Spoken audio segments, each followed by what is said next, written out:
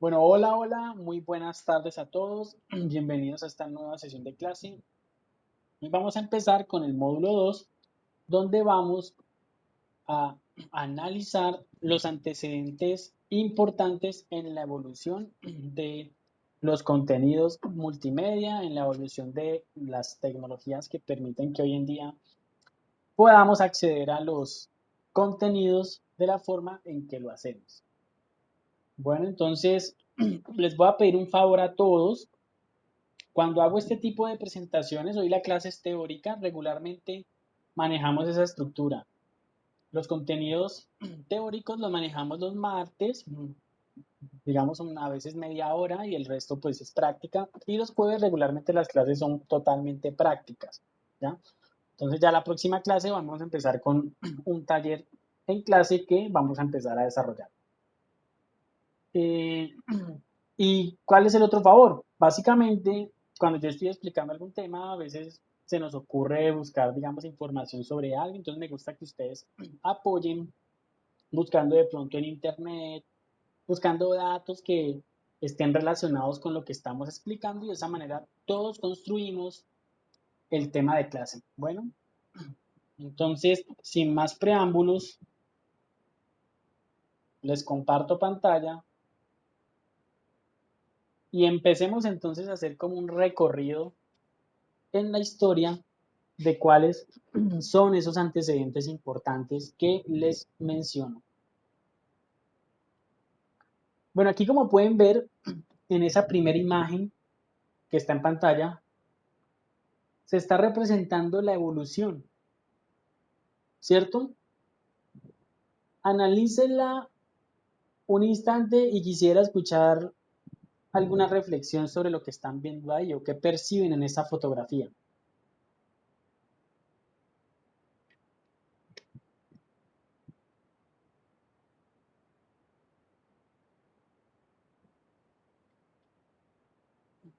¿Qué les dice esa imagen?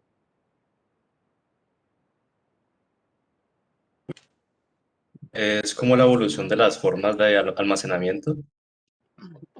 Sí, correcto. ¿Alguien más que haya pensado algo distinto o estamos de acuerdo todos con eso?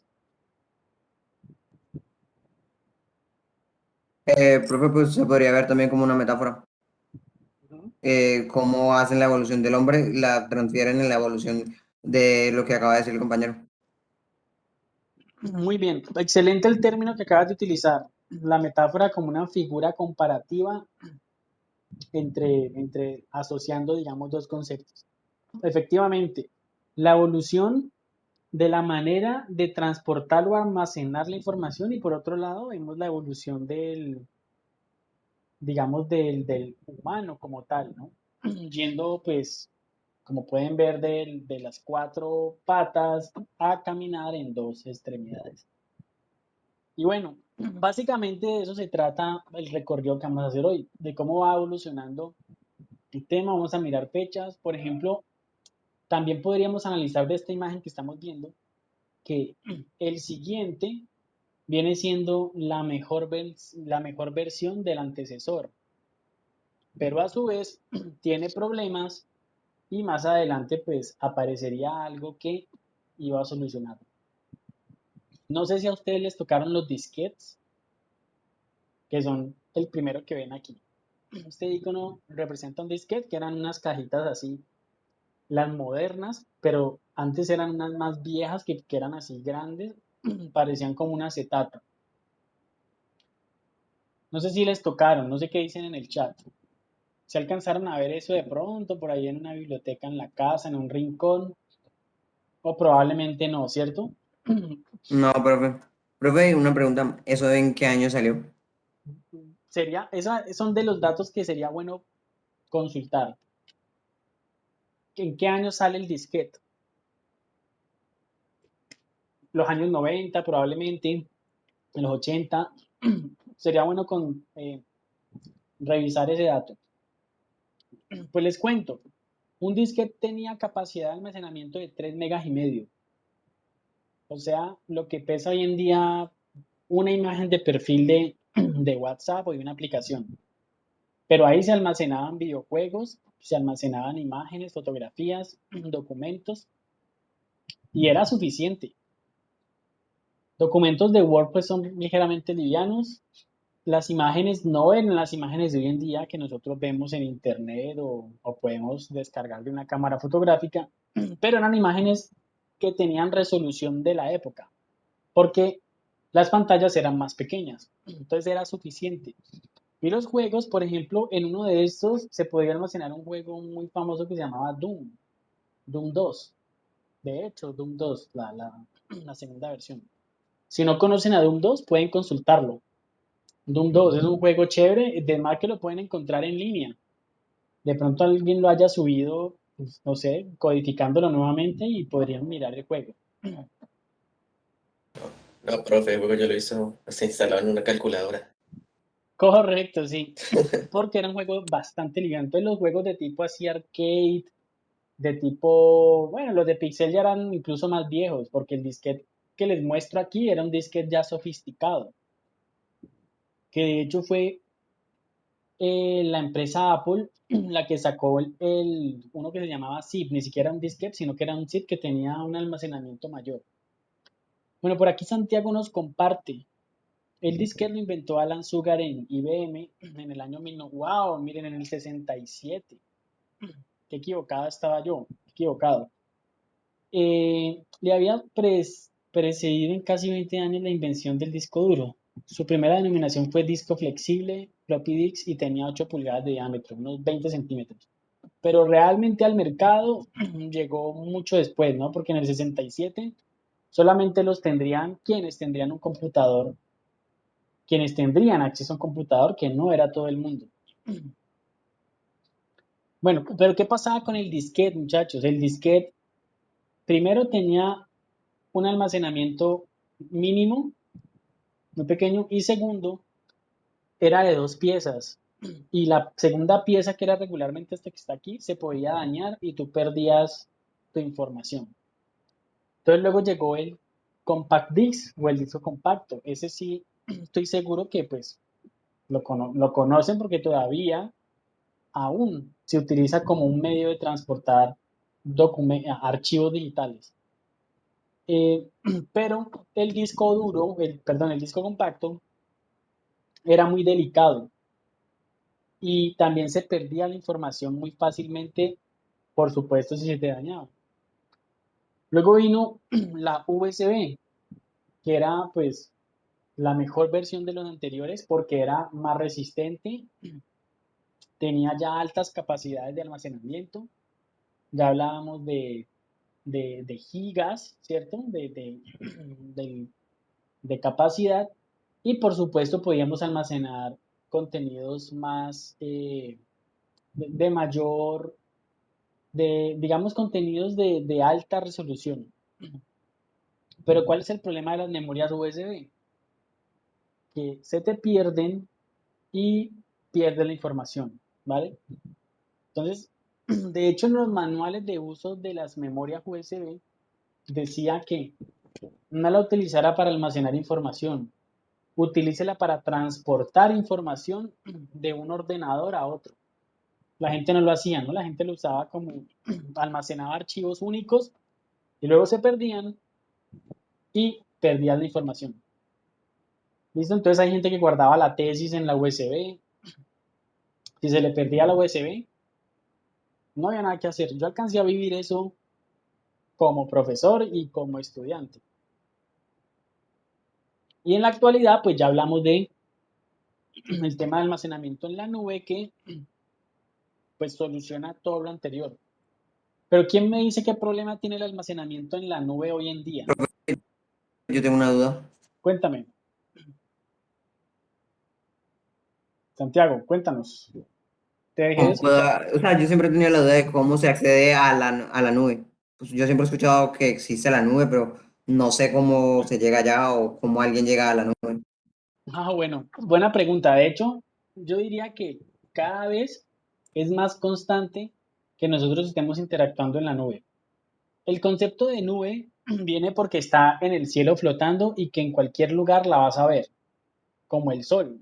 que no importa tú dónde estés, siempre va a salir, siempre va a estar arriba. La nube básicamente es el concepto de almacenar los documentos en Internet, en la web. ¿Qué quiere decir eso? Que no hay un elemento físico que lo almacene, sino que virtualmente se almacenan los documentos. Pues si nos No, vamos si a no me lo... equivoco, Dime. sí, es como decir que todo ese tipo de información se encuentra pues en la red, o sea, en el internet, y que no, y que como tal está, entra así entre comillas a la disposición de todo el mundo, ¿no? Correcto, correcto. Entonces, mira, para la pregunta que hacía ahora sobre el tema de qué es la nube, cómo acceder, en todo momento estamos hoy en día ya con elementos en la nube. Por ejemplo, cuando tú miras videos de YouTube, tú estás viendo contenido que está almacenado en la nube. Cuando tú ingresas a tu correo electrónico y revisas todos los correos que tienes de hace 5 o 20 años, yo qué sé, bueno, me estoy exagerando, de los últimos 5 años, por ejemplo, eh, todo ese almacenamiento tú no lo tienes en un espacio físico, tú lo tienes de forma virtual en un servidor, pues, que está conectado a Internet. Entonces, plataformas como Drive, como Dropbox, ¿cierto? Y muchas otras manejan ese concepto porque tú lo almacenas online y puedes descargarlo en cualquier momento sin tener un elemento físico. Entonces, yo puedo abrir mi correo electrónico y descargar el documento que me pasó mi compañero en este computador. Más tarde, desde el computador de mi papá, de mi mamá, accedo a mi correo electrónico, puedo descargar exactamente el mismo archivo, ¿vale? O lo que hacemos incluso con WhatsApp. Hay gente que utiliza WhatsApp como una plataforma de almacenar documentos. Mientras no los borre, vas a poder acceder. Entonces, para los usuarios de Google, Google Drive es una plataforma de la nube donde tú puedes almacenar. Y de hecho, se los recomiendo muchísimo. O sea, utilicen Drive. Yo, por ejemplo, utilizo Drive para todo. Aquí yo tengo mi Drive y tengo todas mis clases, mis presentaciones y yo no me preocupo por una memoria USB, por un CD. De hecho, esta presentación que está aquí está en la nube, la puedo cambiar, actualizar y Profe, cuando pero quiera lo igual es puedo. más cómodo, ¿no? ¿Qué es más cómodo? Usar la nube, porque así no tienes la limitación física del espacio que tiene la memoria. Y Correcto, no tienes que estar corriendo con la memoria, porque en muchos casos hay gente que mete la memoria y dobla la entrada de la memoria y la termina dañando. correcto. El problema que mencionábamos ahora, que se te daña y pierde la información, mientras que en la nube, digamos que no pierde la información porque la puedes descargar en cualquier momento y no hay un elemento físico en sí que se vaya a deteriorar. Entonces, esa es una de las grandes Pero ventajas es que un tiene la arma de nube. doble filo, ¿no? Y eso era lo que les preguntaba a ustedes, precisamente, ¿qué problemas podemos encontrar con la nube? De que primero editemos toda nuestra información en la nube, es muy fácil de que cualquier persona, así como nosotros hacemos, nos puedan robar todo ese tipo de información y entonces pues quedamos perjudicados porque tenemos información incluso personal que puede dañar en nuestro ámbito cotidiano.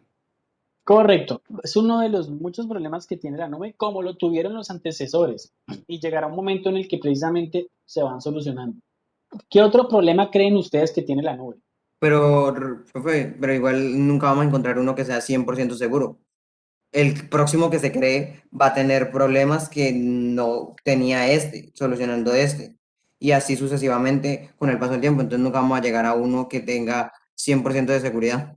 Correcto, pero sí vamos a llegar a uno que pues va a tener un nivel, digamos, de que va a resolver la mayoría de problemas y que lo más importante es que sea más importante para el usuario.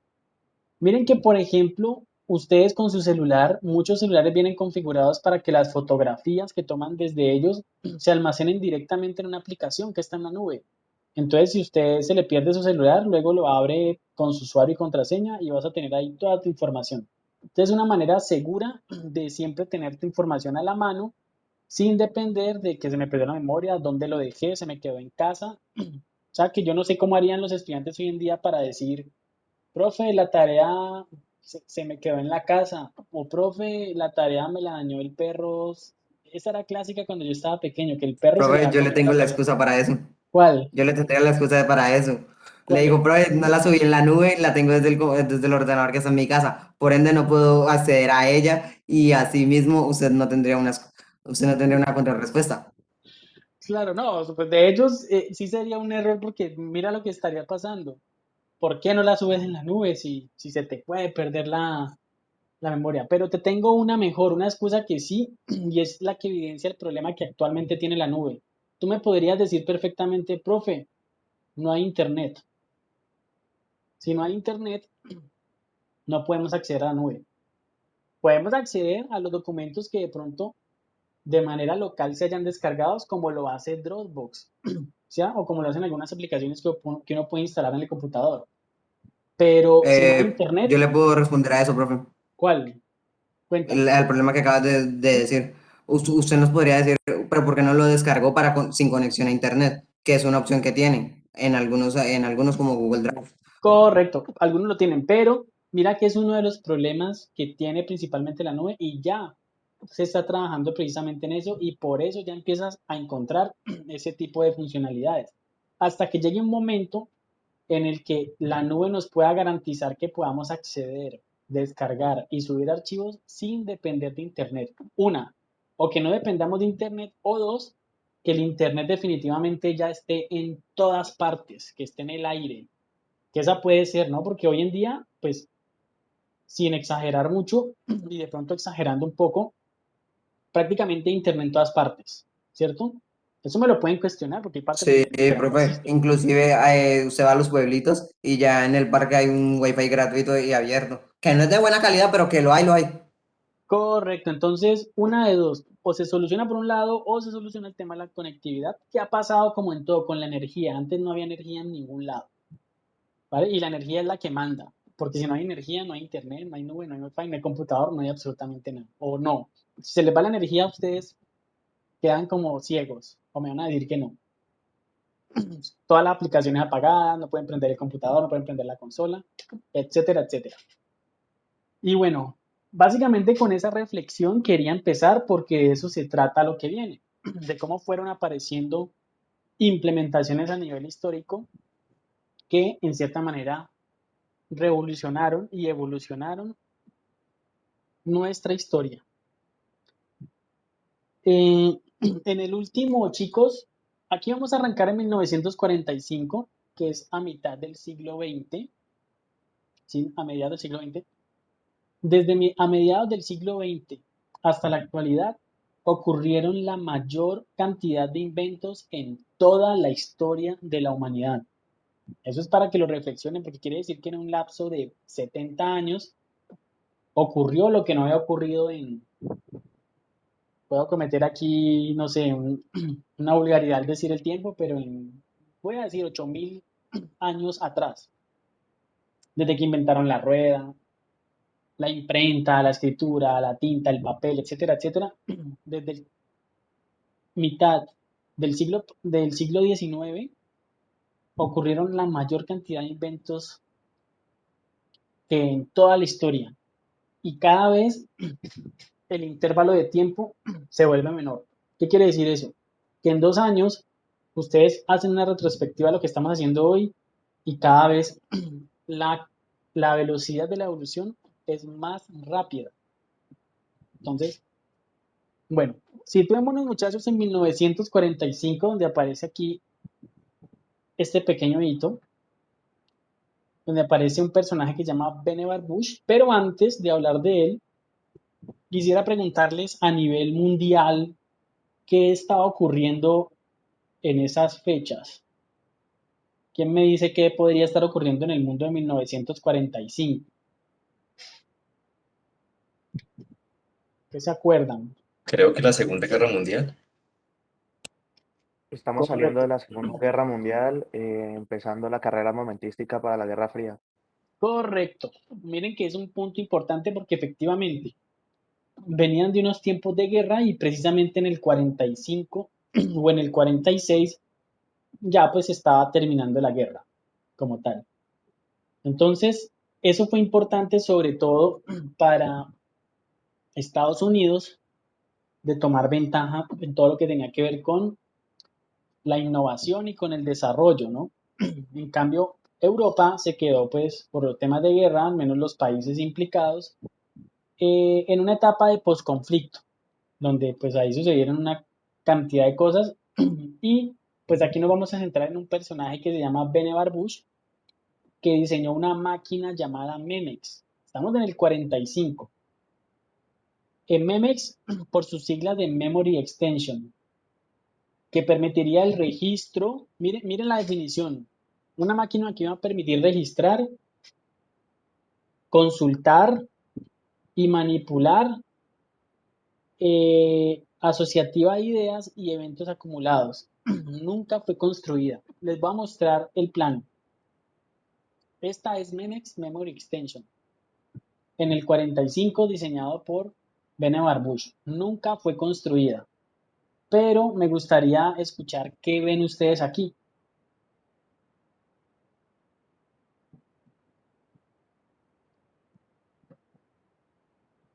Pues, profe, yo creo que se puede observar una máquina desde la parte de los circuitos y de su funcionamiento. Pues no sé, no sabría decirte bien qué funcionalidad tiene, pues tendría que investigar qué hace la máquina como tal, pero pues se ve la parte del funcionamiento. Ok, se ve la parte del funcionamiento, ¿qué más? ¿Qué otra cosa podemos ver? ¿A quién se le ocurre algo? ¿Qué estamos viendo aquí en pantalla? ¿Qué más podemos decir? Que haga una imagen y la información de la imagen. Una imagen, información, la imagen. Miren, miren, interesante en el 45. ¿Qué más? ¿Qué más vemos? ¿A qué se les parece? ¿Cómo piensan que Profe, yo tengo una funciona? pregunta. Cuéntame. ¿Por qué no se llegó a realizar la máquina? Buena pregunta y es precisamente lo que vamos a hablar ahora. Resulta que esto que estaba proponiendo Ben Barbush en el 45 era el plano de lo que hoy en día o lo que 40 años después fue la computadora personal, que iba a reemplazar el escritorio de trabajo por un elemento que iba a permitir almacenar información y consultarla. Entonces, ¿por qué era el plano de la computadora personal? Primero, porque si tú analizas aquí, encuentras un periférico que es un teclado o un control, ¿cierto? Que probablemente tuviera el alfabeto, probablemente habría que analizar en detalle el plano, eso no está aquí presentado. Y acá tenemos precisamente un mecanismo que iba a servir para almacenar una información de forma codificada, ¿no? Porque ya estamos hablando de que acá tenemos unos display, donde por un lado me muestra una imagen, por otro lado me muestra información sobre esa imagen, y aquí, pues, por supuesto, otro tipo de conector. Entonces, estamos hablando de un elemento que iba a permitir, pues, almacenar y consultar información, como una especie de biblioteca, como una especie de Wikipedia de la época. Entonces, ¿por qué no fue construida? Porque se diseñó en el momento en el que no era, o sea, se propuso en el momento menos indicado, probablemente por la etapa de posguerra o porque la gente pues no iba a entender esto para qué funciona. Hay muchas cosas que suceden así a nivel histórico. Ahora nos vamos a cruzar creo que con otras. O sea que no las lanzaban en el momento adecuado, el mercado no estaba preparado para aceptarlas y por eso no se realizaron. Y hay muchas cosas que no se realizaron, que se realizaron mucho después. Ya cuando era una vez, ya hay muchas cosas que no se han inventado simplemente por caprichos del mercado, como por ejemplo los autos eléctricos. Los autos eléctricos, eso está inventado hace muchísimo tiempo y apenas está empezando a tener, digamos, como impacto ahora, o sea, como 50 años después, pero es más un tema de mercados. Bueno, gracias por la pregunta y por la participación. Y como les digo, ahí me pueden ayudar buscando algunos datos. Vamos a continuar. 20 años después aparece otro personaje llamado Ted Nelson. Las ideas de Bush son retomadas por Ted Nelson 20 años después en el proyecto Xanadu, donde se propone el concepto de hipertexto. El hipertexto, ese concepto tan pequeño como el hipertexto, es el que más adelante daría origen a lo que es el Internet. O sea, que empiezan a relacionarse las cosas. Profe, Tanto, yo siempre he tenido otra duda. Tengo otra duda. ¿Cómo cuéntame. hacen para crear el internet si no tenían internet? Digamos que el concepto de Internet viene del tema de precisamente del hipervínculo, ¿no? De la conexión entre datos e información, cómo se conectan y por eso se le llama web como tal, porque es como una red de, específicamente de araña que empieza a expandirse. Entonces, ¿cómo funcionaba el Internet antes de no ser Internet? Pues de forma local, teniendo computadores conectados y que entre ellos se pudieran conectar.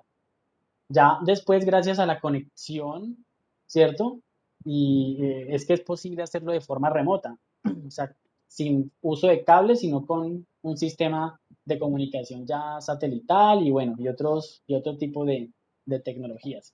Pero todo va evolucionando, como lo que hablábamos al comienzo. Quedémonos ahí que igual lo vamos a tocar más adelante. Pero aquí lo que quiero que analicemos es que Ted Nelson comienza a proponer el hipertexto. ¿Qué es el hipertexto? El hipertexto es la conexión que yo puedo hacer entre textos. Por ejemplo, cuando usted está navegando en Internet y estamos hablando sobre, a ver qué se me ocurre, sobre los últimos videojuegos del 2021, ¿cierto? Y la palabra 2021 me parece subrayada, yo entiendo que eso es un hipertexto y puedo darle clic y conectarme con otro texto. Entonces el hipertexto lo que iba a permitir era precisamente conectar varios documentos con una funcionalidad de dar un clic.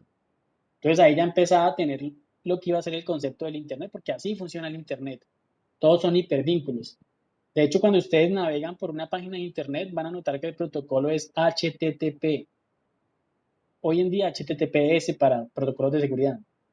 Ese HTTP significa Hypertext, hipertexto, Hypertext, HTTP, y el otro es Hypertext Protocol, serían las siglas. Bueno, en 1968, o sea, 3 años después, aparece Douglas Ellenberg, que propone en la descripción de NLS Online System, un sistema online, ya relacionándolo más con tu pregunta. O sea, no conectar de forma remota simplemente, que era lo que decía Nelson. O sea, utilicemos un sistema como el Memex de Vannevar Bush, donde podamos almacenar información y consultarla, pero además de eso, que los textos se comuniquen entre ellos.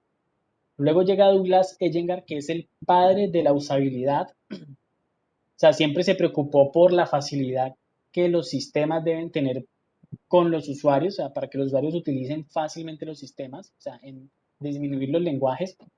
De hecho, Douglas Ellenberg es uno de los que diseñó o ayudó de alguna manera a diseñar muchas interfaces gráficas de los sistemas operativos, entendiendo que una interfaz gráfica es una solución a un lenguaje complejo, ¿no? Para que lo entiendan las otras personas. Entonces él diseñó aquí un sistema en donde no se procesan datos como números, sino ideas como texto estructurado y gráficos. ¿Cómo tenía que almacenarse la información de Ted Nelson? Por medio de códigos, ¿cierto? Porque ese texto digital, ¿cómo lo vamos a almacenar ¿cierto? En un lenguaje digital, en un sistema? Engelbart decía, vamos más bien a utilizar textos y gráficos para representar la información, para representar la categorización de todos los datos. Entonces eso fue el inicio de lo que iban a hacer más adelante los sistemas operativos, de cómo con un sistema gráfico yo puedo interpretar cómo organizar mi escritorio, cómo guardar documentos, porque de lo contrario se tenía que hacer de una forma codificada, o sea, programando. Miren que en 1969 aparece ARPANET. Si quieren busquen qué es ARPANET, no sé si alguien lo ha escuchado antes. ARPANET, ¿sí? ¿Alguien lo ha escuchado o no? Con idea.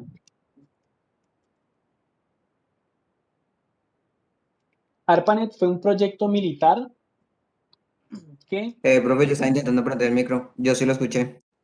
Sí, ¿y qué has escuchado con respecto al ARPANET? Que fue una red de computadoras creadas por alguien o algo así.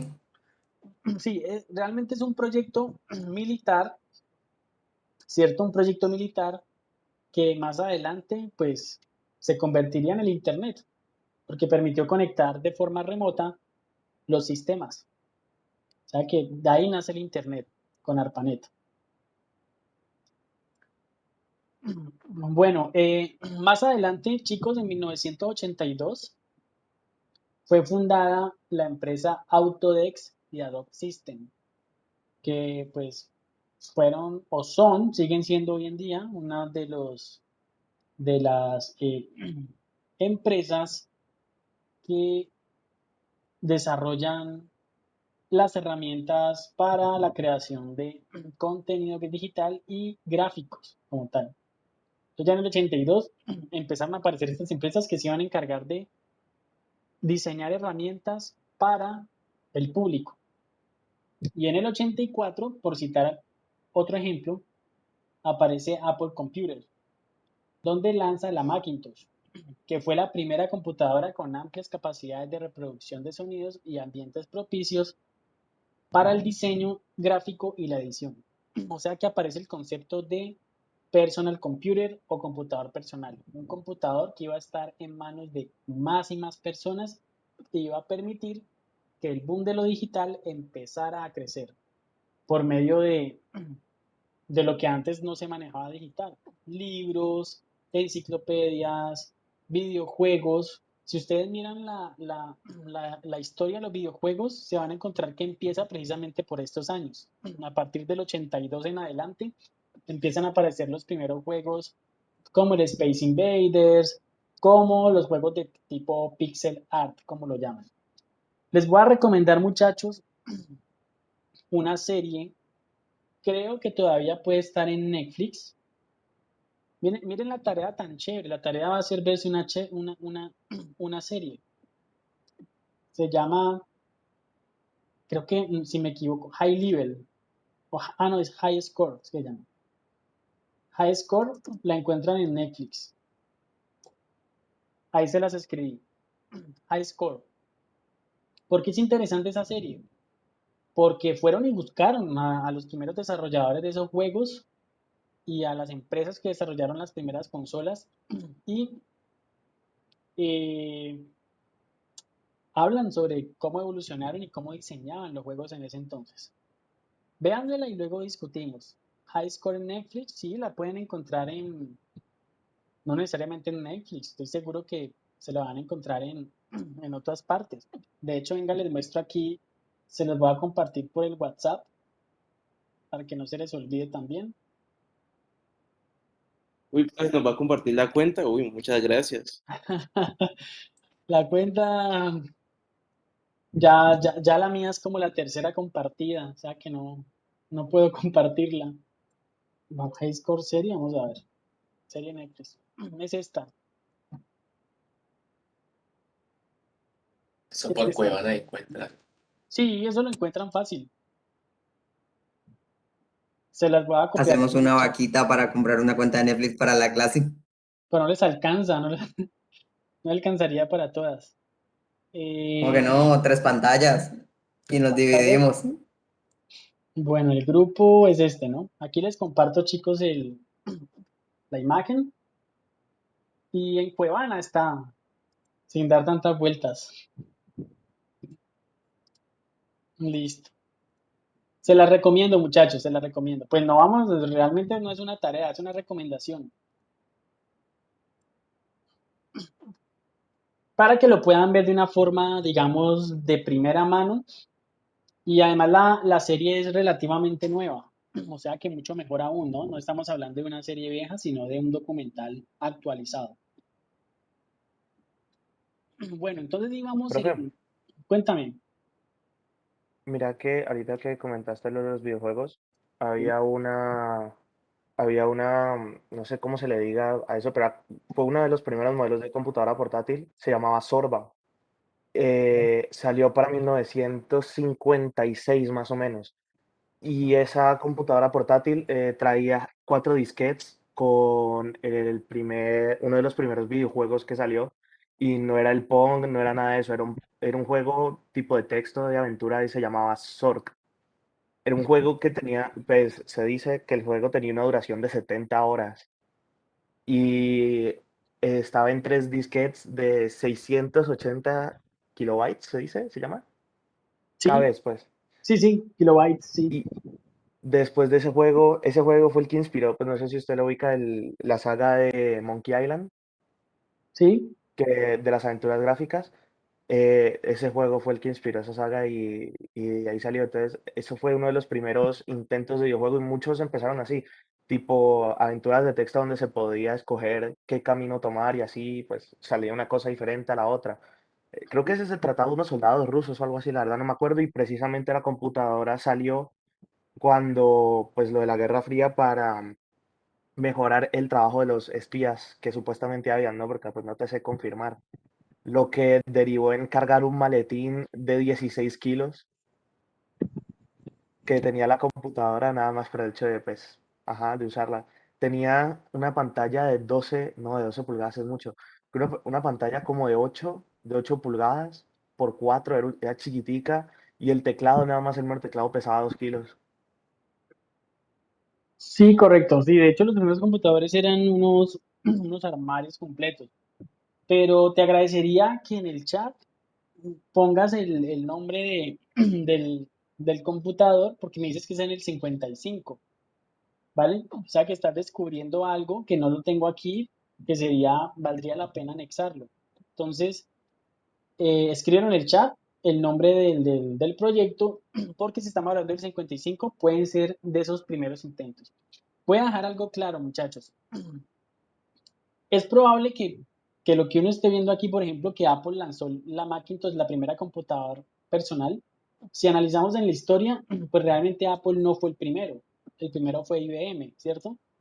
Que fue el que sacó la computadora. Pero aquí nos vamos a centrar en los que tuvieron un impacto grande. Porque a veces resulta que hay gente que inventa cosas, pero no tienen un impacto en el mercado. O sea, no impactan socialmente a una evolución y hacen parte de la historia, pero definitivamente la realidad dice que las cosas y las ideas son de quien las ejecuta, ¿vale? O sea, el que tiene la idea, sí, pues se le ocurrió, tendrá mérito, pero la empresa o la persona que las ejecuta al final es la que va a salir en los registros.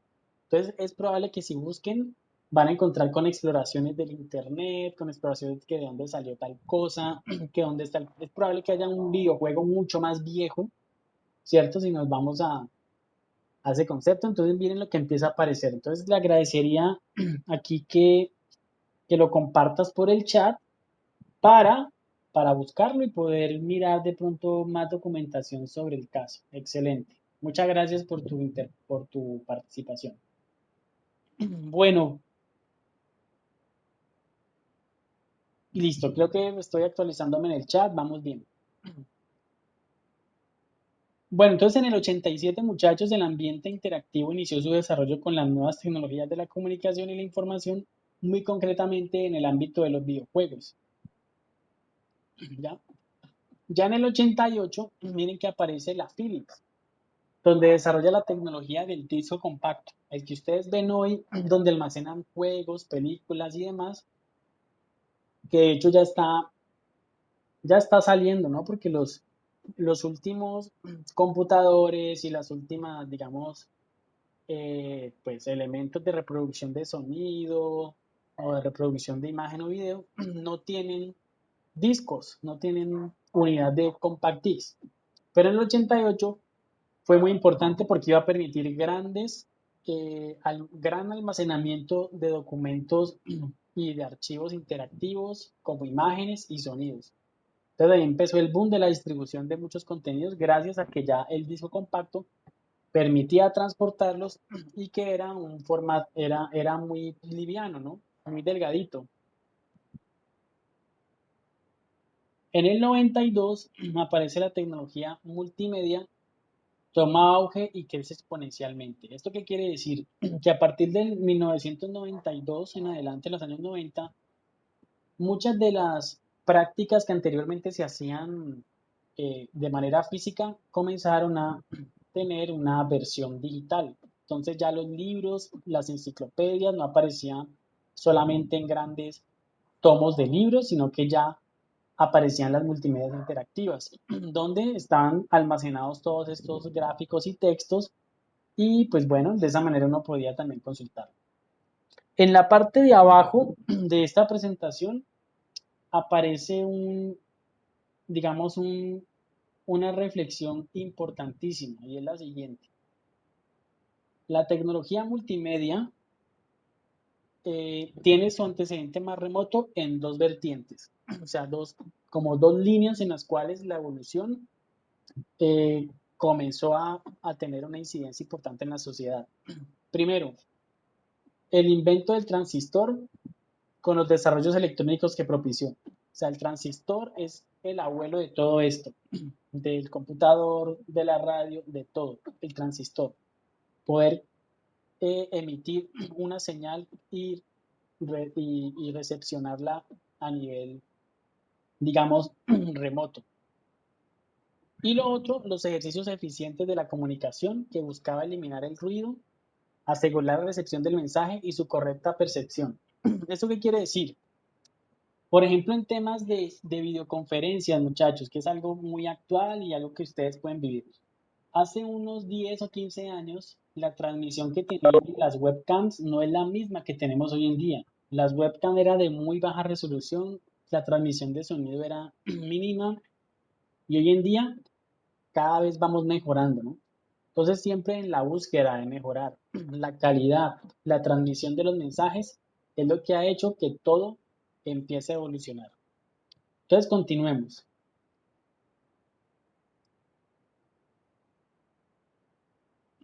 Aquí vamos a retroceder un poquito en la línea en algunos apartes relacionados con el desarrollo de, digamos, de las primeras herramientas, incluso de los primeros software.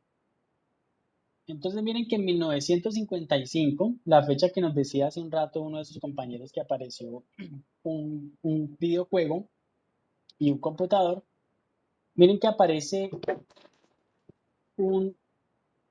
esta herramienta que se llama Semi-Automatic Ground Environment. Como lo ven ahí, la SAGE, ¿no?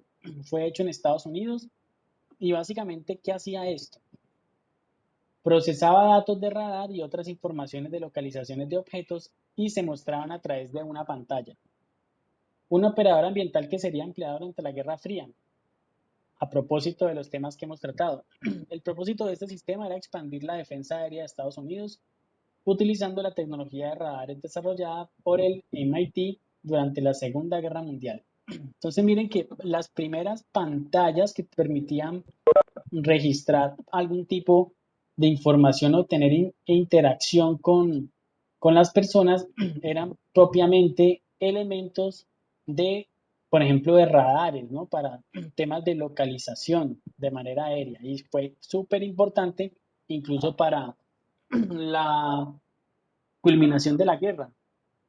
Si nosotros resumiéramos en pocas palabras cómo ganó la guerra Estados Unidos, cómo se ganó la Segunda Guerra, fue básicamente por el rastreo de la información aérea que tenían los radares. Entonces, al tener ya estas máquinas que iban a permitir hacer ese tipo de acciones, pues logró tomar ventaja sobre sus enemigos y poder tener información de la posición que tenían tropas, etcétera, etcétera. Entonces fue una ventaja.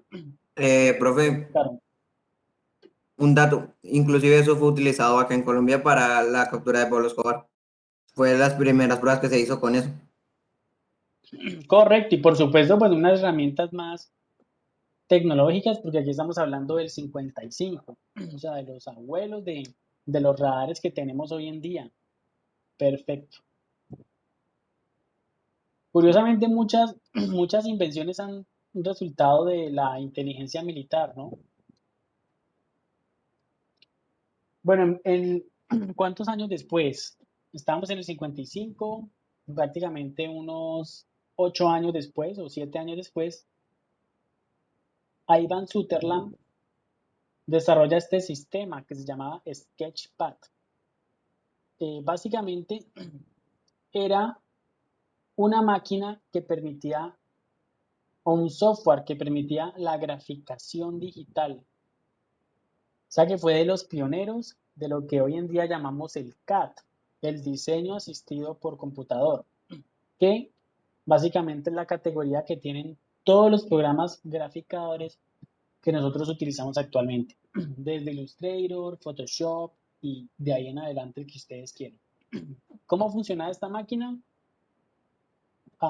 Voy a salir un momentico y voy a mostrarles un video donde el mismo Ivan Sutherland muestra cómo funciona esa graficación. Es el inicio de lo que son los gráficos vectoriales. Vamos a buscar por acá. Tengo YouTube por aquí.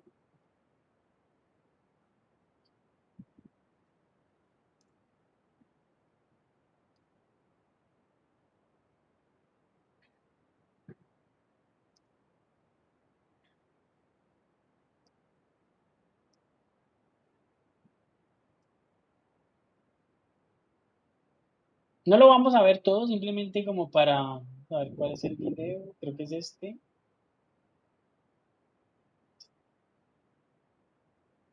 Este que está cortico.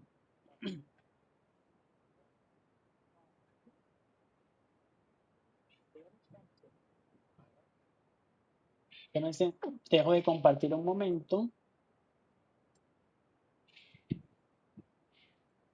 para compartirlo optimizado con audio y video.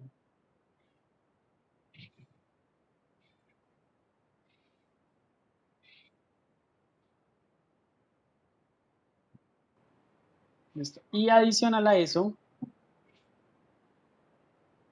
en otro momento para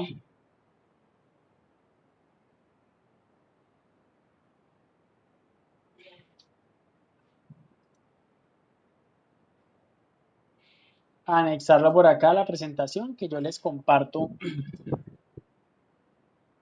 en el Classroom y pues sea material de consulta.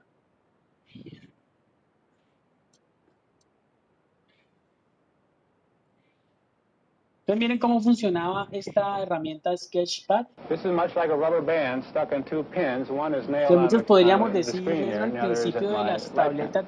So I can digitalizadoras, ¿no? position De las this anywhere I tablets. want. Pero Now, claro, I lost tracking there.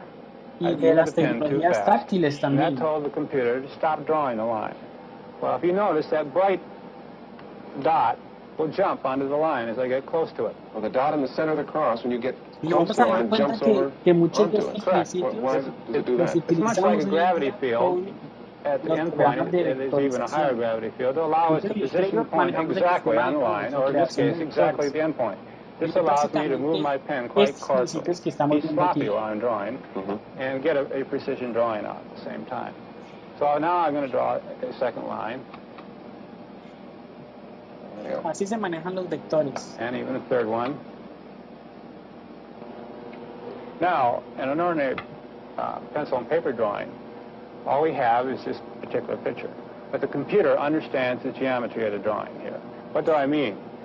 I mean that if I point at this particular point and tell the computer to move that point by another push-button command, it will move not only that point, but all three lines that are attached to it. And the delay between it's doing what you want it to is because it's computing all these changes. Listo, voy a dejarlo hasta ahí. Ya quien desee pues ampliar puede ver el video. Right.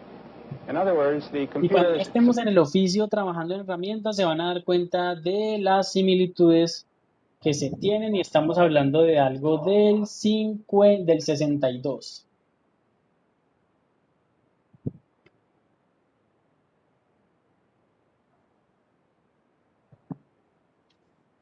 Bueno, ya en 1980, miren que aquí por ejemplo no había salido la computadora personal de Mac todavía, de Apple, perdón, que salió en el 84. Pero aquí pueden ver en captura un computador IBM, donde John Walker funda AutoCAD en 1982. AutoCAD es uno de los programas más conocidos para el dibujo en ingeniería. Entonces, planimetrías, para lo que es el dibujo técnico como tal, que pues se hacía con técnicas manuales. Este programa propicia, digamos, un espacio de trabajo que permitiría la graficación digital. No es como hoy en día, ¿no? Que tenemos unas herramientas y todo eso. Para poder hacer este tipo de gráficos, usted tenía que hacerlo por medio de coordenadas en X y Y. Entonces, tú le decías, por ejemplo, para hacer un cuadrado, tienes que decirle en X tú tienes 3, en Y tienes 0, luego para subir en X tienes 6, en Y tienes 0, y etcétera. Así ibas dibujando cada uno de los planos. ¿Ya? Hoy en día, pues ya tenemos primero un mouse, tenemos herramientas que permiten la construcción utilizando la pantalla, algo muy parecido como el Sketchpad que acabamos de ver. Profe, pero en AutoCAD, pues todavía se puede hacer así.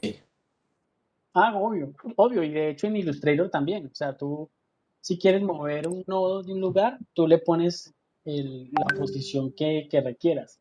Pero lo digo en el sentido de que en ese momento la herramienta Pero no tenía otra funcionalidad, era sí, sí. así, era la manera y era más demorado, porque si tú ibas a hacer una forma, ¿cierto? Pues tenías que hacerla en coordenadas. Entonces, por supuesto, eso más adelante funcionó.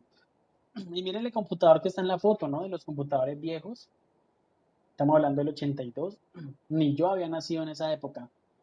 Entonces ya son bastantes años.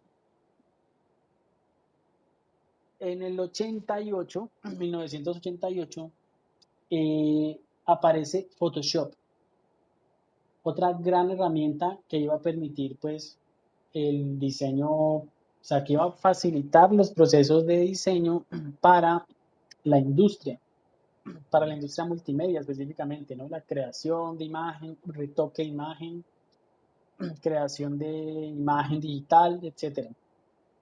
Y miren la interfaz que tenía. De hecho, si fuéramos prácticos y objetivos, yo les diría que hoy en día yo podría trabajar con este Photoshop y podría trabajar perfectamente. Y solamente tengo como 12 herramientas, ¿cierto? Como, sí, como 12, Parece 16 un herramientas. poquito a Paint. Y parecido a Paint, por ejemplo. Para los que conocen Paint, y eso que ustedes estoy seguro que conocieron el Paint de ahora, el Paint de Windows 7 o de Windows XP, que era más sofisticado. Pero a mí me tocó el Paint de Windows 98, que no tenía absolutamente nada. El Paint de hoy en día es un software que permite hacer muchas cosas porque hasta capas maneja. Pero a lo que voy es que miren las herramientas que vemos acá. Hoy en día muchas de esas herramientas se conservan. Ya ha pasado ya casi 30 y pico de años, ¿no? Como 35 años o más. Y muchas de estas herramientas aún sirven para lo mismo, se representan de la misma manera. Obviamente tenemos más herramientas que, digamos, agilizan ciertos procesos. Pero la reflexión es a que miremos que en el 88 ya existía un sistema operativo como el que ven aquí, el de Apple, basado en ventanas, ¿ya? Donde los iconos representan carpetas, representan, por ejemplo, ¿cierto?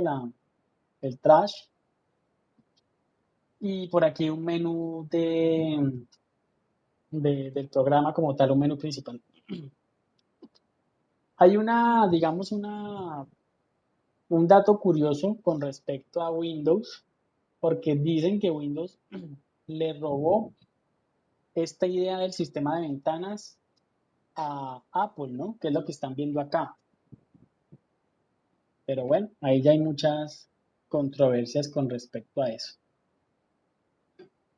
Y ahora, entonces aquí vamos a mirar algunos productos que a nivel de mercadeo tuvieron un alto impacto en la sociedad y que involucraban los contenidos multimedia. Les pregunto, ¿a ustedes les tocó la enciclopedia Encarta? ¿Sí Sí, saben de qué les Sí, hablo? Creo que profe. sí, profe. sí. ¿Sí? ¿Qué se acuerdan de la Encarta? ¿Para qué la usaban? Jugar y ver puros videos. Era como el YouTube de ese entonces. Y tenía mucha información, más o menos como Wikipedia, pero sin internet. Correcto, mira que esa, yo creo que la mejor definición que podemos decir de la Encarta del pasado, o sea, yo diría que la Wikipedia es la evolución de la Profe, Encarta. Cuéntame. esa era la que utilizaban en las clases de informática, por allá cuando yo estaba en cuarto de primaria, y era porque el profesor no quería dar clase y lo metía a uno ahí y le decía, "Ah, entreténgase ahí, mijo", y ya. Efectivamente, la Encarta era una enciclopedia digital que la publicó Microsoft desde el 93 hasta el 2009. Duró, digamos, un poco más de 10 años en que estuvo en vigencia, pero luego desapareció y yo creo que los motivos deben ser obvios, ¿no? ¿Por qué desaparecería un producto como estos? Por el Internet, ¿correcto? Entonces la Encarta era una enciclopedia que venía en CDs que tú instalabas en tu computador de forma local y quedabas pues con una plataforma ahí que sí, mira qué curioso que dicen que era como el YouTube del pasado porque tenía videos. A mí la que yo recuerdo no tenía videos, era simplemente como Wikipedia. Buscaba información y además las últimas versiones tuvieron videojuegos, ¿no? Algunos juegos los mencionan mucho.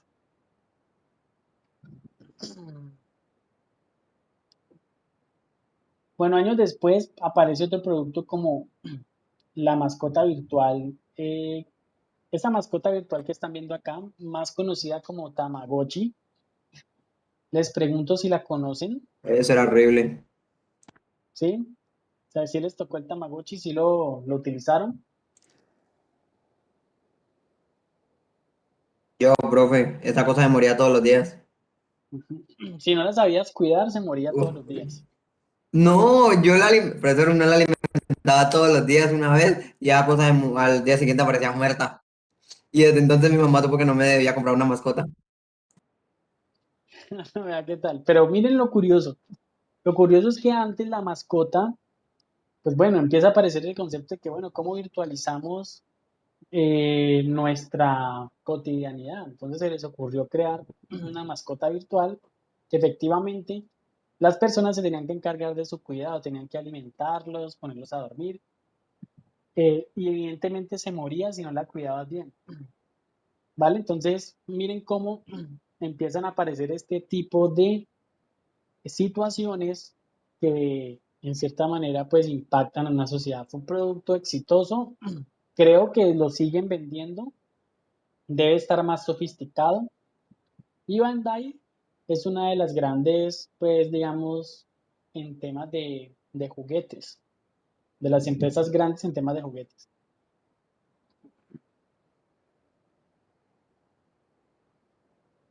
Bueno, ya en el 1999 aparece Dreamcast, que fue la última consola que lanzó Sega. Se destacó por su excelente soporte para jugar en línea contra otras personas. Pero miren lo que pasó. Tras no conseguir los resultados esperados, la compañía decidió dedicarse exclusivamente a la producción de juegos, no a las consolas. A Dreamcast le pasó algo similar a lo que le pasó a Benevar Bush con Memex. Lo lanzó en el momento en el que las personas no estaban todavía preparadas para sacarle el jugo a ese producto. ¿Y por qué hablo de sacarle el jugo? Resulta que era una consola que permitía jugar en línea. Pero ¿qué pasaba? En países latinoamericanos, en el 99 sería bueno analizar cuántas personas tendrían internet en su casa para poder jugar en línea. Entonces, ¿sí ven a qué me refiero? Cuando lanzan las cosas como en el momento que no es. En el 99, Dreamcast lanzó lo que luego sacaría la PlayStation 2. pero no tuvo la acogida. De hecho, la PlayStation 2 tampoco se caracterizó mucho, al menos en el contexto colombiano, de los juegos en línea, precisamente porque pues las conexiones a internet no tenían la suficiente velocidad ni no tenían la suficiente cobertura para el público. En Estados Unidos sí, ¿ya? Y en otros países donde hubiera mayor conectividad. Entonces la PlayStation 2, a pesar de que se podía conectar a internet, pues no se le sacaba el provecho real. Sin embargo, la consola PlayStation 2 aún sigue teniendo ese récord. Sería bueno buscar ese dato, muchachos. ¿Cuál es la consola más vendida en la historia? Hasta hace unos 5 o 6 años seguía siendo la PlayStation 2. O sea, la consola que alcanzó a estar en mayor cantidad de hogares. Chévere si lo buscan y lo comparten por aquí por el chat si encuentran algo relacionado con la Ya cantidad lo de tengo, profe. consolas. Sí, profe, la PlayStation 2. La consola más vendida fue la PlayStation 2. Miren que sigue teniendo ese récord. Y estamos hablando de una consola que la lanzaron en el 2000, cuando muchos de ustedes no habían nacido o eran unos bebés. ¿Ya? Entonces miren lo que ocurre, ¿no? Lo que ocurre con temas de lanzamiento de forma temporal. Entonces, de todo ese poco de usuarios que tenían la PlayStation 2, un porcentaje muy pequeño jugaba en línea. Y por eso Dreamcast le fue tan mal. O sea, porque lo lanzó incluso un año antes, cuando menos gente lo iba a tener. Y bueno, ya los que ven ustedes aquí son dos ejemplos de juguetes que implementaban enriquecimiento de contenido. El primero es conocido como un Viewmaster, que es como el abuelo del Oculus o de la realidad virtual hoy en día, ¿cierto? Ese Viewmaster, esos rollos que ustedes ven aquí, esos discos, tenían en cada ventanita una fotografía que cuando tú lo colocabas en el view, en el viewer, te iba cambiando, te iba cambiando las viñetas y te iba contando una historia. Pero ¿qué era lo interesante del aparato? Que tenía digamos, el efecto de profundidad de campo. Entonces tú veías en 3D la fotografía, porque estaba tomada como por capas. Entonces es como un abuelo repito, del Oculus y un abuelo de las gafas para ver TV 3D. Y la imagen que está aquí, un claro ejemplo de cómo a nivel de libros, ¿cierto? De juguetes, también se implementan los sonidos para volverlo una experiencia multimedia. Si nosotros definiéramos multimedia, la multimedia empieza cuando se utilizan dos medios de representación o dos medios de comunicación. O sea que en teoría, cuando nosotros tenemos un libro y una ilustración, ya estamos hablando de un contenido multimedia, porque combina dos medios, el texto y la imagen. El texto y el sonido, a su vez, también sería ya una multimedia. Entonces es bastante amplio el concepto de la multimedia. Y ya cuando le ingresamos el sonido, pues por supuesto, empieza a ser otro medio más.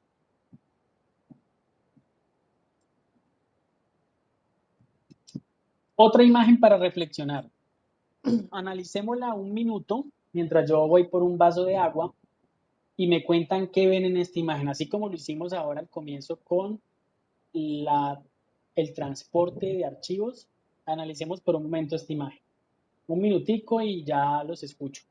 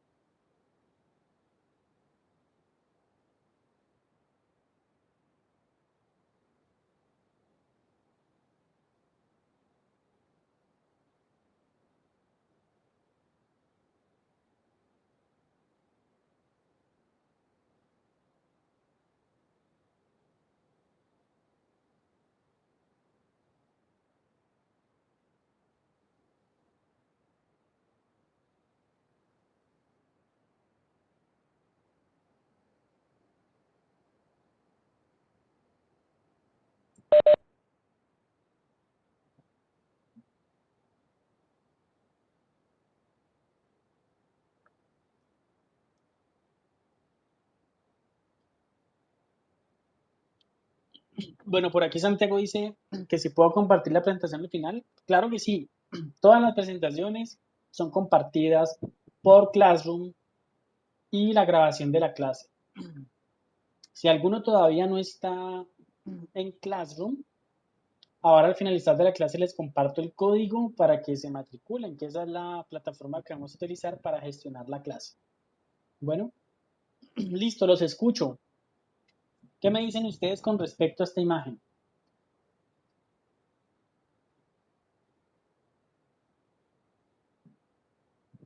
Pues, profe, que se nota la mejoría de los gráficos. La mejoría de los gráficos, correcto. ¿Qué más?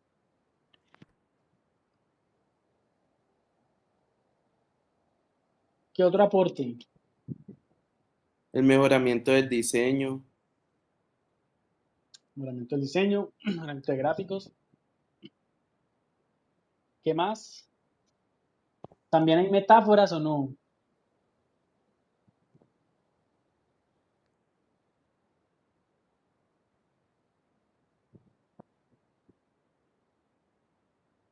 ¿Alguien más qué más ve? O todos coincidimos en lo mismo, ¿no?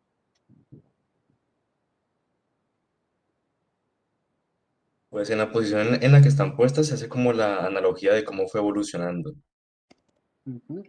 Exacto. La analogía, la metáfora, miren que ahí encontramos otra figura literaria como tal de la representación. Efectivamente, esta imagen pues lo que quiere mostrar es cómo a través del tiempo los gráficos han ido evolucionando. Y la primer imagen que ven aquí, o la primer, digamos, este es un personaje, Lara Croft, supongo que la conocen, de la gran trilogía de videojuegos Tomb Raider, ¿no? La primera que están viendo aquí fue de hecho la primera Lara Croft tridimensional, la cual era a base de cubos, era un personaje bastante cuadrado.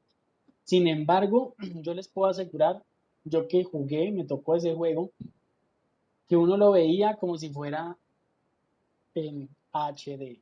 O sea, uno lo veía como si fuera lo máximo en realidad virtual. Hoy en día, si ustedes ejecutan un juego de PlayStation 1, como Tomb Raider 1, o como, bueno, como muchos que fueron famosos en su momento, se van a dar cuenta que uno dice ahora, yo cómo hacía para imaginarme esto, si esos son puros cuadrados. Entonces eso confirma la teoría de que realmente lo que importa con respecto al jugador de videojuegos o al gamer, ¿cierto? O al player, es lo que ocurre en la cabeza de él. No lo que está ocurriendo en sí en el juego, sino lo que está ocurriendo en la cabeza del jugador, es lo que realmente importa, la experiencia que él está teniendo. Entonces uno puede jugar un Space Invaders, que son puros cuadritos, y tú te estás imaginando que estás en el espacio disparándole a las naves espaciales, ¿vale? Entonces, parte de la construcción. ¿Por qué los gráficos antes eran así y no como ahora? Básicamente por la capacidad de ejecución de gráficos en tiempo real, porque tenían que ser así, no podían ser mejores. Si eran mejores, el juego no iba a correr bien, no iba a poder transportarse en un CD y no iba a poder correr en la consola de la época. Entonces, para reflexionar, que las cosas ocurren en su momento y que obedecen a, a unos estándares de momento. En ese entonces podían construir la Lara Croft que están viendo al final, perfectamente. De hecho, lo hacían, porque en las técnicas de desarrollo de videojuegos, un poco más de años atrás, se tenían que construir dos versiones de personajes. Un personaje de alto detalle, que fuera muy denso en su calidad, y otro que fuera más económico, a modo de cajas, ¿cierto? Entonces, ¿qué pasaba? Luego se le transmitía las texturas que me generaba el personaje con gran detalle y se las aplicábamos a la caja. Entonces eran técnicas que se tenían que utilizar en ese momento para poder optimizar el rendimiento de los gráficos en las consolas. Y hablando de evolución, vamos a tomar como ejemplo específicamente a un afamado personaje de otra trilogía muy famosa llamada Metal Gear Solid, que es una de mis favoritas a propósito, ¿no? Por eso la pongo aquí como en ejemplo. Entonces, miren, en 1987, miren cómo era Solid Snake. ¿Sí lo ven aquí? Podríamos contar los cuadraditos o píxeles y podríamos contar el número de colores, ¿cierto? De hecho, aquí se dice que tenía 8 bits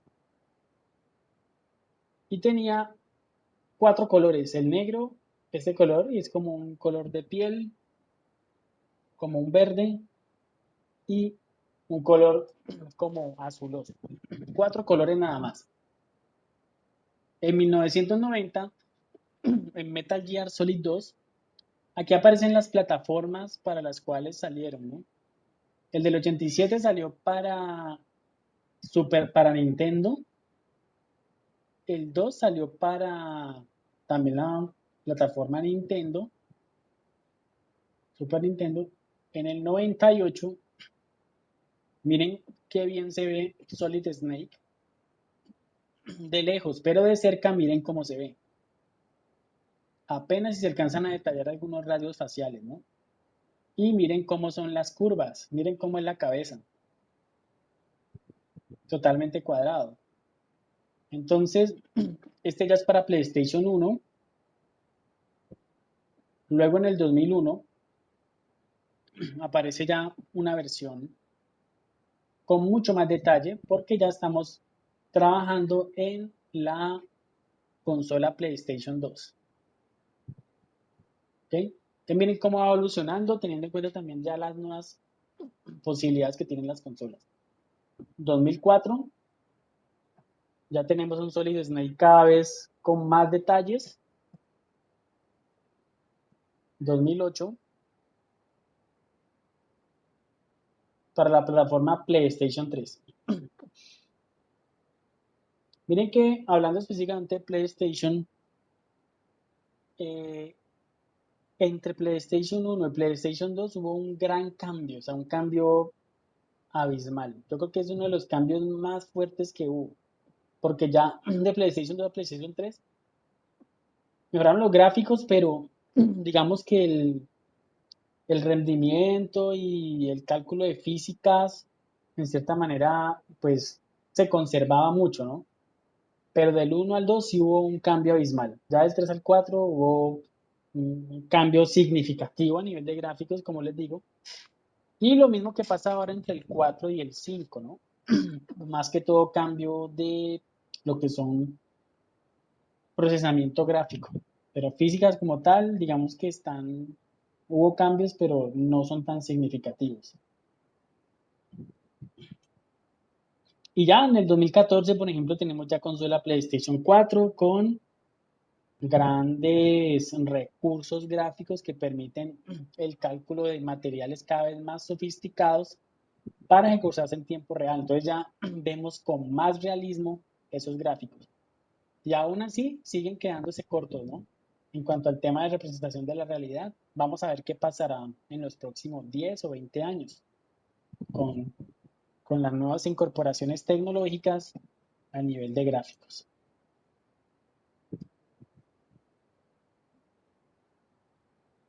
Bueno, aquí vamos a centrarnos nuevamente en cuanto a los desarrollos. En 1972 aparece la primera animación animada por computadora en 3D. Esto fue un corto realizado por Edwin Catmull y Fred Park. Edwin Catmull es uno de los pioneros de Pixar Animation Studios, o sea que tiene que ver mucho con animación digital de películas como Toy Story y pues bueno, toda la serie que ha sacado Pixar en los últimos años.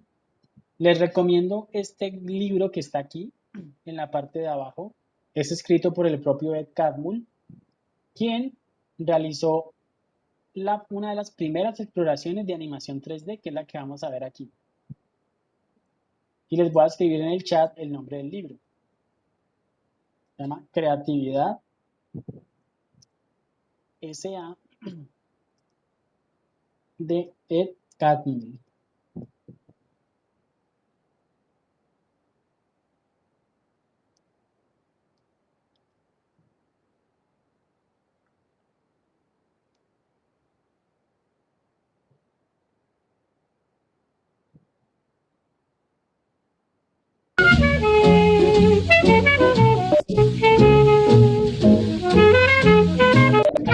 Y ahora empezar con detalles.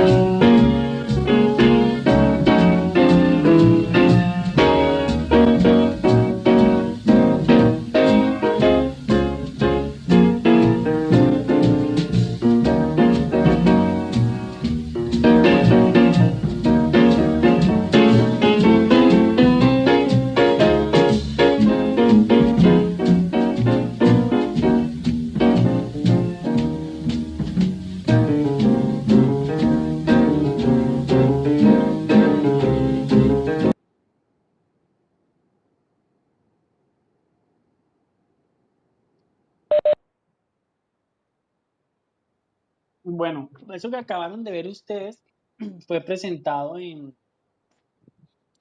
un evento llamado SIGGRAPH, que es uno de los más importantes a nivel mundial, donde se presentan como los últimos avances a nivel de gráficos, ¿ya? Y de tecnologías multimedia como tal.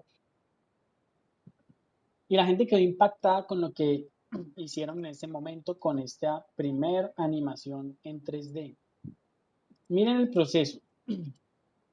Partía de una maqueta, una mano, ¿cierto? En cualquier material, y tenía que trazar todas las coordenadas que iba a tener eso, para luego pasarlos esa información a digital y poder generar la malla, que es esta mano que ustedes ven aquí, así en modo de alambre, y generar el movimiento.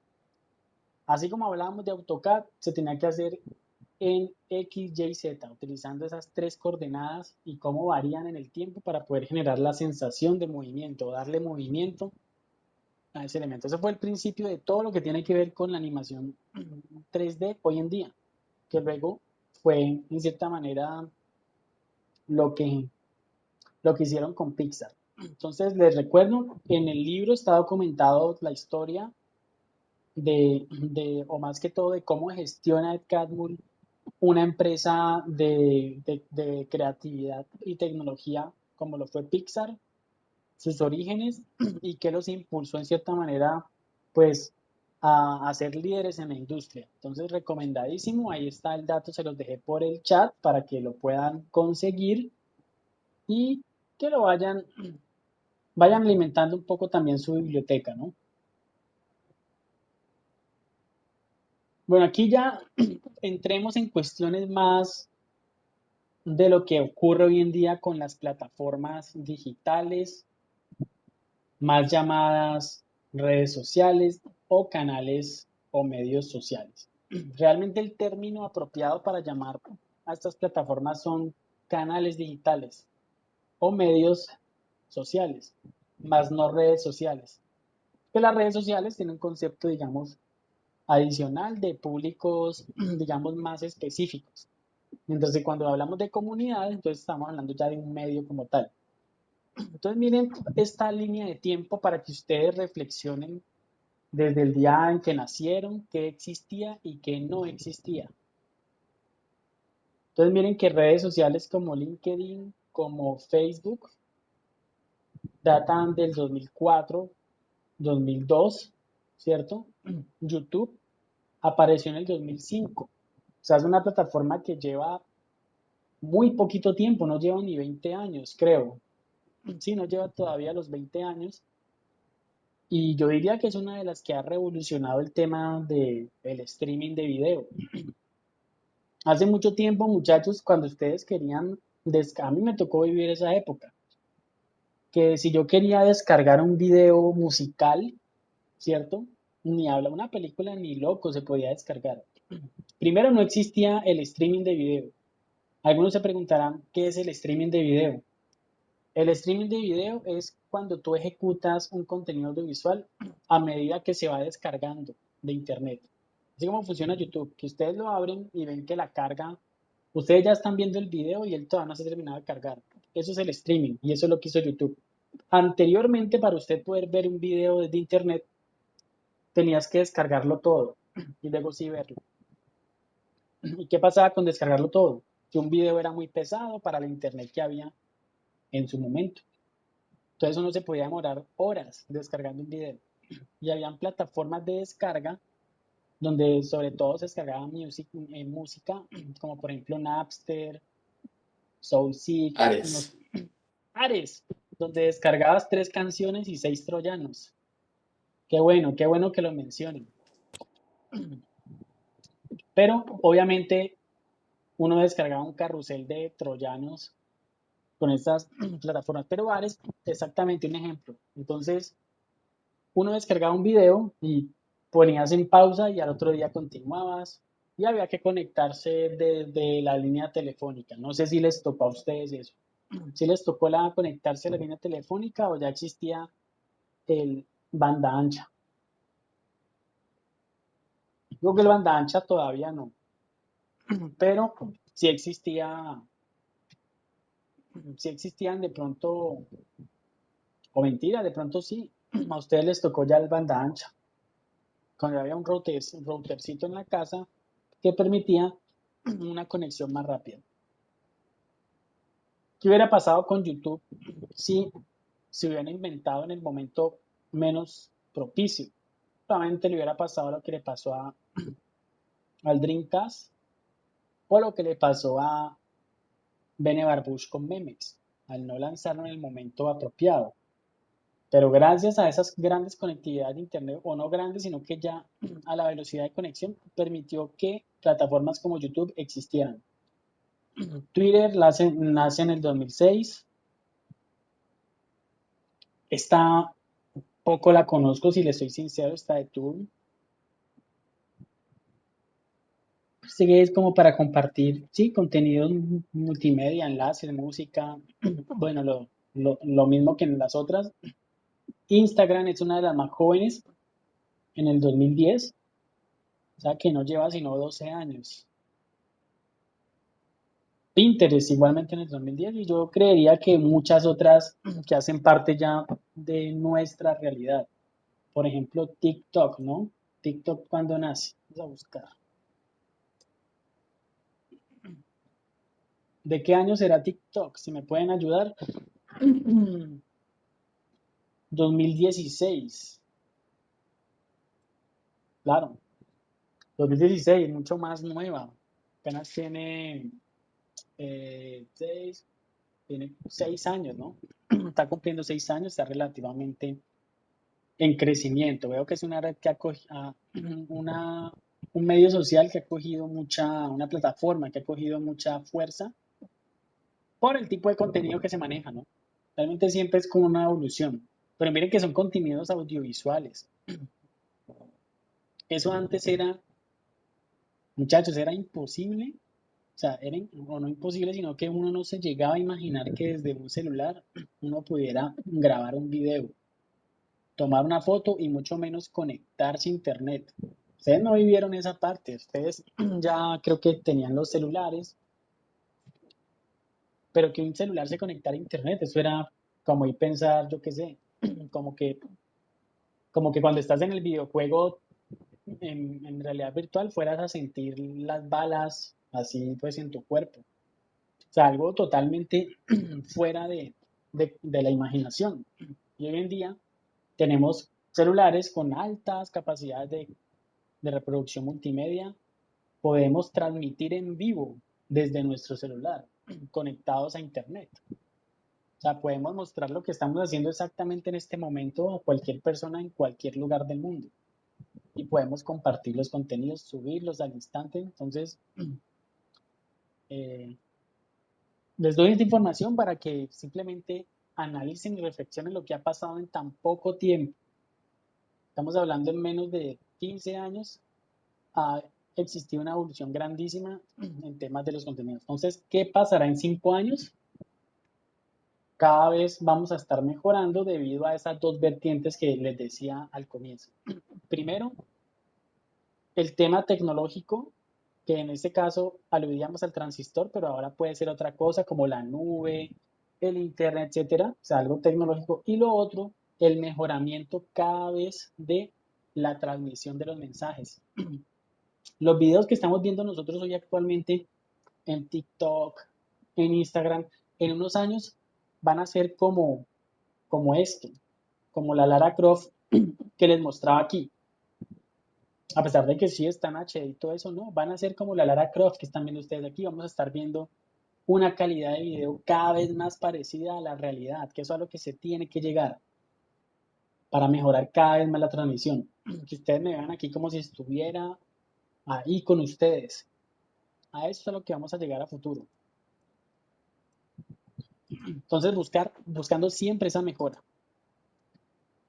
Y bueno, ya a nivel de cierre, hoy el tema era teórico, muchachos, pues hay que ver los temas teóricos, definitivamente. La próxima clase, pues sí, práctico total, o sea, vamos a hacer ejercicio en clase, entonces tengan instalado ese programa, así sea la versión de prueba. Si tienen algún problema, igual me lo mencionan, yo les muestro algunas aplicaciones con las que podríamos resolver las primeras clases sin tener instalado Illustrator. Lo podemos manejar con programas online, pero instálenlo porque al final ustedes son ingenieros multimedia y van a tener que empezar a trabajar con estos programas. Si su computador no le da, no es tan bueno, bueno, trate en lo posible de preocuparse un poquito por eso, porque, bueno, al final de cuentas, hoy es tu herramienta de clase, pero mañana va a ser tu herramienta de trabajo. Entonces, en lo posible, hacer el esfuerzo y conseguirse un buen PC que te facilite las tareas, ¿no? Además, porque son ingenieros multimedia, no estamos hablando aquí ni de contadores ni de abogados, vamos a estar trabajando con aplicaciones. Bueno, aquí para dejar claro algunos conceptos generales con respecto a lo que es la clasificación de la multimedia. Primero, que existen 3 grandes categorías de contenido multimedia. ¿Ya? Digo 3 grandes categorías porque si miramos otras bibliografías vamos a encontrar 10, 20 definiciones, pero al final todas se van a desprender de alguna de estas 3. Primero, la multimedia lineal. Cuando el contenido avanza en forma progresiva de principio a fin y el usuario no tiene control del mismo. ¿Quién me puede dar un ejemplo de ese tipo de multimedia? ¿Qué es ese tipo de multimedia? Cuando el contenido avanza de forma progresiva de principio a fin y el usuario no tiene control. O sea, usted no puede hacer nada sino verlo. ¿Qué se les Las ocurre? películas en el cine. Una película en cine, tú estás en la silla y no puedes hacer nada. Correcto. ¿Qué otra, qué otro ejemplo? Una transmisión en vivo. Una transmisión en vivo. Sí, siempre y cuando tú no estés interactuando con lo que esté pasando allí, ¿no? Porque hoy en día si te están transmitiendo en vivo algo y tú estás conversando con la persona que está transmitiendo, en cierta manera sí tendrías algún control, ¿no? Pero sí, tienes razón, una transmisión en vivo tú no puedes controlarla como tal. Si vas a cine tampoco. De hecho, si tú ves televisión de, llamémoslo de parrilla de televisión, o sea, si tú abres ahorita, yo qué sé, Discovery Channel y no tiene la opción de retroceder y todo esto, tú también estás frente a un contenido lineal. Justamente ahora ustedes están frente a un contenido lineal con estas diapositivas que yo les estoy mostrando. Ustedes no tienen ninguna participación con ellas, no pueden retroceder, no pueden ir hacia adelante, solamente lo que yo les muestre. Otro ejemplo de multimedia lineal. Y otro, el libro. El libro. Así yo pueda cambiar de páginas y todo lo que quiera, el contenido lo tengo que ver de forma lineal. O ustedes se leen un libro de atrás para adelante o se leen tres páginas. Yo sé que lo hacen para una tarea que estén afanados, pero obviamente en temas, pues digamos, de definición, pues el contenido se presenta de forma lineal en un libro. Pues en un libro tradicional, ahora no me vayan a dañar el ejemplo diciendo, no, profe, los libros multimedia que tienen sonido, que tienen QR, que tienen VR, que tienen AR, o sea, realidad aumentada, realidad virtual. No, ahí ya estamos hablando de otro tipo de interacción.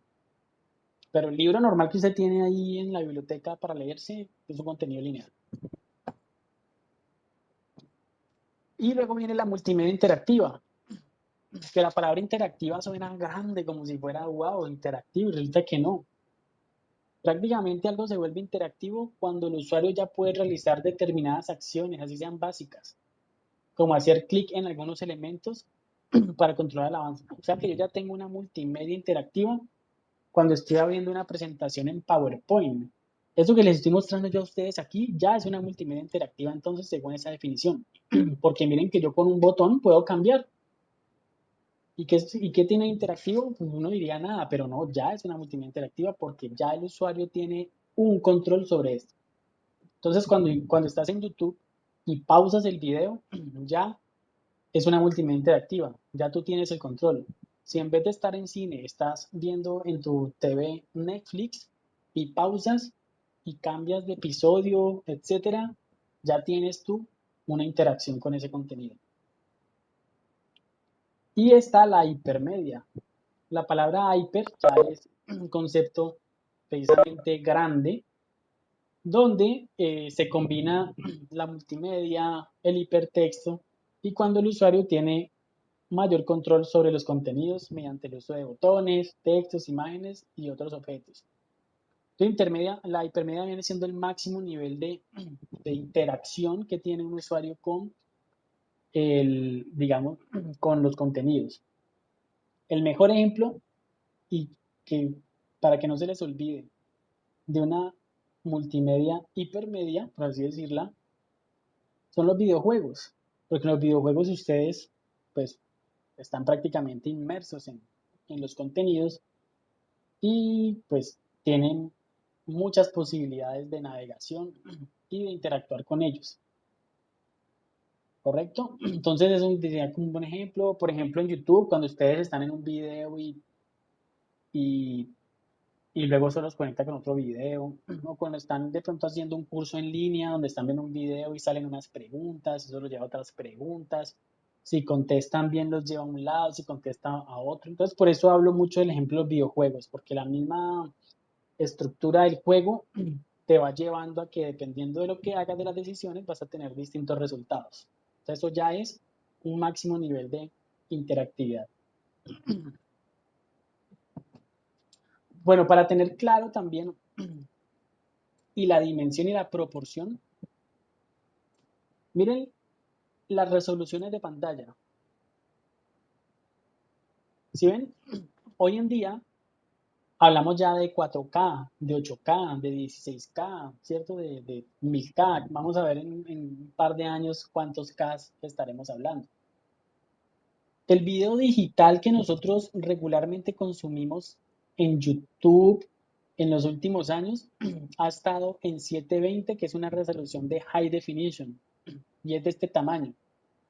1080, digamos que pues los contenidos como que empezó a tener, digamos, plataformas como Netflix para tener ya alta definición o Full HD, ¿no? 1080. Hablo de los inicios, porque hoy en día ya pues los contenidos están en 4K, 2K para ese tipo de plataformas y es una de las, digamos, como de los valores agregados que tienen.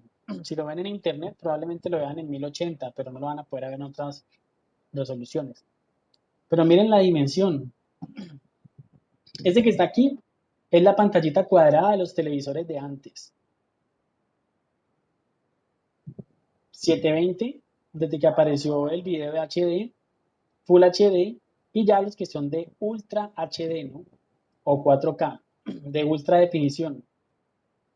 Entonces ahí es importante que miren la relación de la proporción. Prácticamente hablamos de que se duplica o hasta se triplica. Estaba recibiendo una llamada, ya por aquí, digo, estoy en clase. Y, perdón, me adelanté.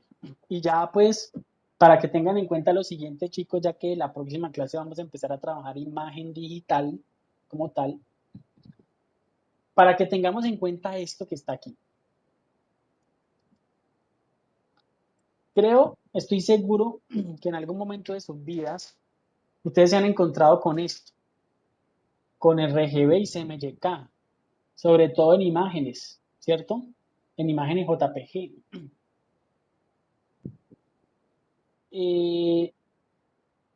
¿Alguien tiene algo por decir con respecto a esto? ¿Sabe qué es el RGB, qué es el CMYK? No Pues, importa que profe, se equivoque. Cuéntanos, cuéntanos. tengo entendido que RGB es el formato de imagen digital y CMYK es en el caso del formato de impresión. Ok, ahí la tienes bien. Digamos, sin mucho detalle y sin ni más ni menos, yo creo que estás claro. ¿Alguien más?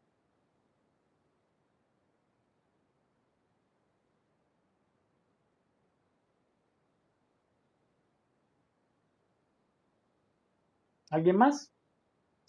De pronto que haya escuchado esto, sepa el por qué.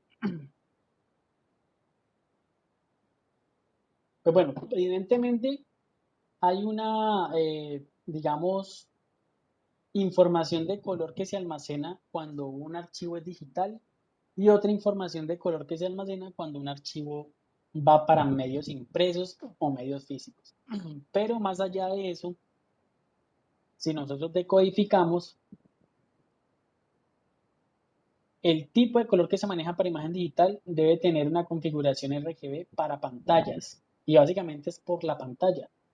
Y el CMYK porque en vez de la pantalla tenemos es el sol y la luz influye en el color. Entonces, como la pantalla influye en el color, debemos manejar unos canales para pantallas y como la luz influye en el espacio físico, debemos manejar otra información para impresión o cuando vamos a trabajar formatos pues análogos. Entonces, básicamente, ustedes pueden encontrar una imagen digital en formato RGB y pueden encontrar una imagen digital en formato CMYK. Y no hay ningún problema. Pero entendamos lo siguiente. Eso a lo que estamos llamando RGB quiere decir que toda la combinación de colores que ustedes ven en esta imagen que está aquí está combinada por tres canales de color, que son el rojo, la G que viene siendo el green y la B que viene siendo el blue, ¿no? O el color azul. Entonces, por eso RGB. Se llaman Subtractive Color Synthesis y son los que se manejan evidentemente para pantallas. Entonces nosotros como vamos a trabajar imagen digital, todo el tiempo vamos a estar trabajando con imágenes RGB para que lo tengan en cuenta. Y ya a nivel de información, pues porque deben también comprenderlo, para medios impresos se maneja CMYK.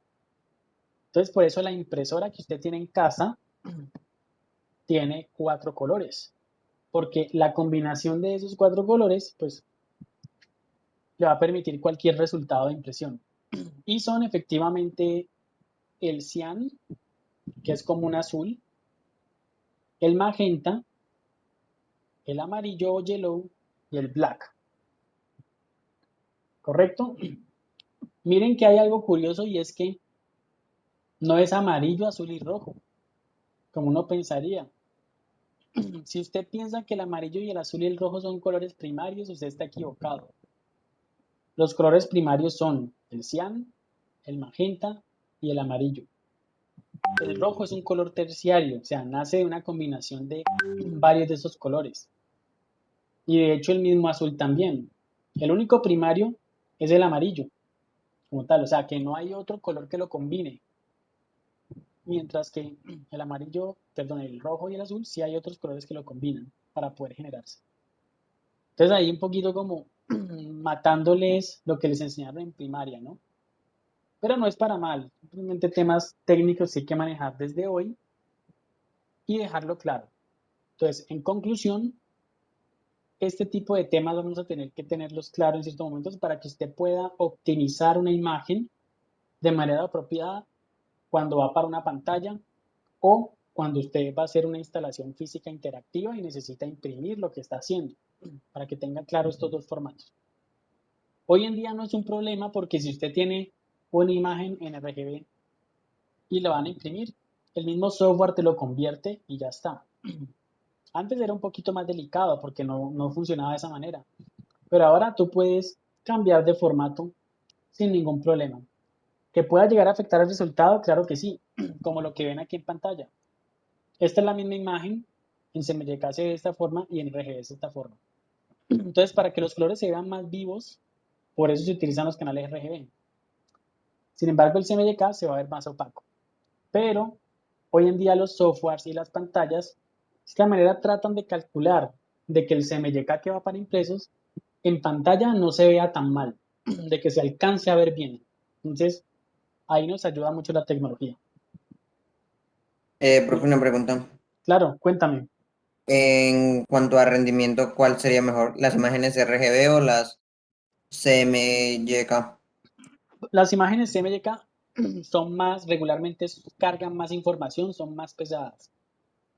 Las RGB son más livianas y por eso son mejores para imagen digital. Se ve mejor y te va a tener menos información, va a estar más optimizado. Buena pregunta porque de eso se trata en parte lo que nosotros hacemos. Porque hoy en día, a pesar de que tenemos banda ancha y tenemos, ¿cuál banda ancha? Tenemos fibra óptica y todo eso, aún es importante tener en cuenta el tamaño de los archivos. No para sacrificar calidad, pero sí para no sobresaturar tamaño.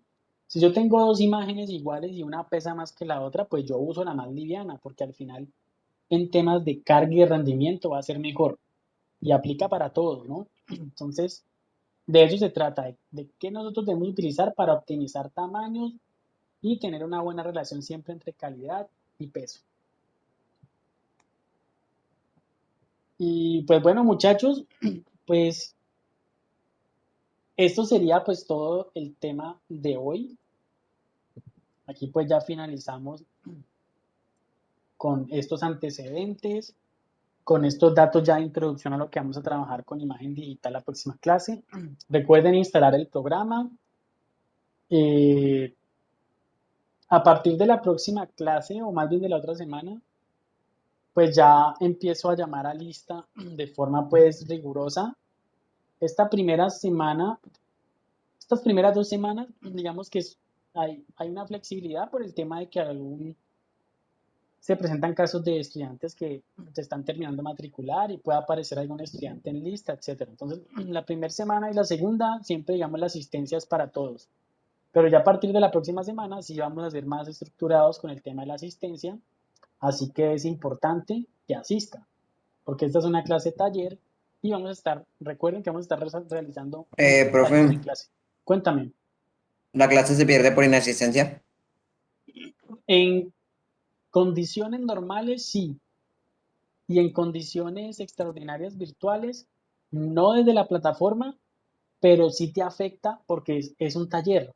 Entonces hay muchos ejercicios en clase y si tú no estás en clase, pues no puedes desarrollarlos, ¿vale?